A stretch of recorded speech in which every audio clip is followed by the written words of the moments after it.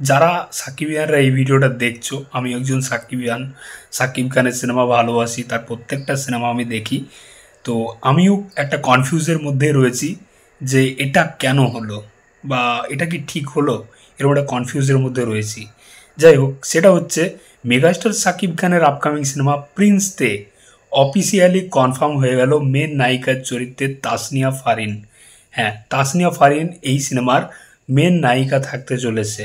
এই যে পোস্টটা দেখতে পাচ্ছ, এখানে দেখতে পাচ্ছি প্রিন্স সিনেমার যে প্রডিউসার শিরিন সুলতানা, মানে ক্রিয়েটিভ ল্যান্ডের যে ওনার শিরিন সুলতানা, তার সাথে তাসনিয়া ফারিনকে দেখতে পাচ্ছি একদম চুক্তিপত্রের সাথে। তো অফিসিয়ালি কিন্তু মানে চুক্তিপত্র হয়ে গেল, তাসনিয়া ফারিন এই সিনেমার নায়িকা থাকতে চলেছে। তো সাকিব খানের সাথে ফার্স্ট টাইম বড় পর্দায় তাসনিয়া ফারিনকে দেখতে পেতে চলেছি আমরা প্রিন্স সিনেমাতে। তো এটা কি ঠিক হলো, ঠিক ডিসিশন মেকার্সদের?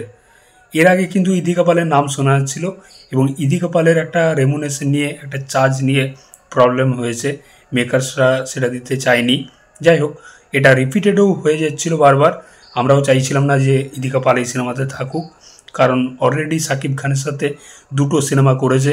তো বারবার যদি একই টাইপের মানে কাস্টিং হয় তাহলে কিন্তু খুব বিরক্তিকর। সাকিব খান ইদিকা তাদের দুটো সিনেমা দেখেছি, প্রিয়তমা, বরবাদ রিসেন্ট টাইমে। তো আবার যদি প্রিন্স সিনেমাতে দেখতে পাই খুবই রিপিট মনে হবে। যাই হোক, সেটা হয়নি, সেটা ভালো হয়েছে। তো এই আপডেটটা সোশ্যাল মিডিয়াতে আসার পর থেকে কিন্তু একদলের একদম এটা নিয়ে কিন্তু মানে ইচ্ছা নাই। তাদের কমেন্ট, তাদের কথাবার্তা শুনে মনে হচ্ছে যে তারা একদমই চায় না সাকিব খানের অপোজিটে তাসনিয়া ফারিন থাকুক।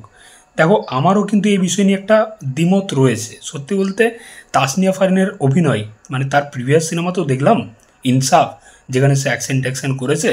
তো সেই সিনেমাতে তার অভিনয় কিন্তু আমার সত্যি বলতে ভালো লাগেনি। খুব ওভার দ্য টপ, খুব লাউড অ্যাক্টিং করেছে। নাটকে তাকে ভালো মানায়, কিন্তু সিনেমার জন্য আমার মনে হয় আর একটু টাইম দিতে হবে। এবং হয়তো এটাও হতে পারে যে সেই সিনেমাতে অভিনয় খারাপ লেগেছে, এই সিনেমাতে মানে প্রিন্সে হয়তো অভিনয় ভালো করলো। যদি ডিরেক্টর ভালো হয় অবশ্যই তাকে ভালোভাবে প্রেজেন্ট করবে, তার অভিনয় ঠিক টেনে বার করবে, এটা হতেই পারে। তো এখনই হয়তো সবটা বলা যাচ্ছে না। মেগাস্টার সাকিব খান তার সাথে কাজ করার সময় হয়তো অভিনয় ভালো করতেই পারে, যেরকমটা তাণ্ডব সিনেমাতে দেখলাম। তাণ্ডব সিনেমাতে যখন সাবিলা নূরের নাম উঠে আসছিল তখনও আমরা কিন্তু নাক ছিটকাচ্ছিলাম, সাবিলা নূর কেমন অভিনয় করবে।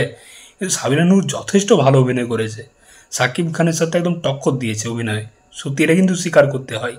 তো হয়তো এই সিনেমাতে তাসনিয়া ফারিন ভালো অভিনয় করলো। যাই হোক, এটা নিয়ে কিন্তু আমারও একটা দ্বিমত রয়েছে। তবে যেটা অফিসিয়ালি কনফার্ম যে তাসনিয়া ফারিন এই সিনেমাতে মেন মুখ্য চরিত্রে আমরা তাকে নায়িকার চরিত্রে দেখতে পাবো সাকিব খানের অপোজিটে। তো এই সিনেমাতে 3টে নায়িকা কিন্তু থাকবে, এটা আমরা আপডেটে পেয়েছিলাম। তো মেন নায়িকা তাসনিয়া ফারিন, আর একটা মিলি বলে একটা নায়িকা রয়েছে যার অডিশন চলছে, যে একটা নতুন মুখ হবে, মানে ইন্ডাস্ট্রির মুখ না, একদম নতুন ফ্রেশার্স, যার অডিশন চলছে, আমরা ভিডিও দেখছিলাম। তো সেই একটা নায়িকা থাকতে চলেছে এবং আমাদের এপার বাংলার একটা নায়িকা বা ওপার বাংলার কোনো একটা নায়িকা থাকতে চলেছে। আমার যতদূর মনে হয় এপার বাংলারই একটা কোনো নায়িকা থাকবে। তবে ইদিকা পাল কিন্তু থাকছে না, এই সিনেমার থেকে বেরিয়ে গেছে। ঠিক আছে, তো সাকিব খানের প্রিন্স নিয়ে এই ছিল আপডেট।